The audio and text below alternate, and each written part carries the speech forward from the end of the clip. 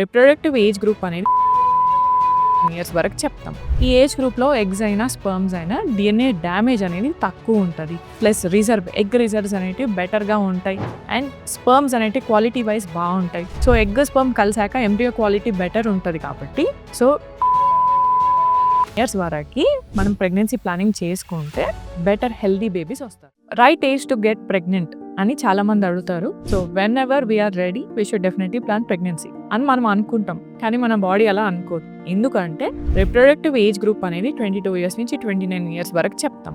ఈ ఏజ్ గ్రూప్లో ఎగ్స్ అయినా స్పర్మ్స్ అయినా DNA డ్యామేజ్ అనేది తక్కువ ఉంటుంది. ప్లస్ ఎగ్ రిజర్వ్స్ అనేవి బెటర్గా ఉంటాయి అండ్ స్పర్మ్స్ అనేవి క్వాలిటీ వైజ్ బాగుంటాయి. సో ఎగ్ స్పర్మ్ కలిసాక ఎంబ్రియో క్వాలిటీ బెటర్ ఉంటుంది కాబట్టి సో 22 ఇయర్స్ నుంచి 29 ఇయర్స్ వరకు మనం ప్రెగ్నెన్సీ ప్లానింగ్ చేసుకుంటే బెటర్ హెల్దీ బేబీస్ వస్తారు. అలానే ఎగ్ రిజర్వ్ అనేది అందరికీ కాన్స్టెంట్గా ఉండదు. సో ఎవాల్యుయేషన్ మనం చేపించుకోవడం చాలా ఇంపార్టెంట్ ప్రెగ్నెన్సీ పోస్ట్పోన్ చేసుకోవాలనుకుంటే.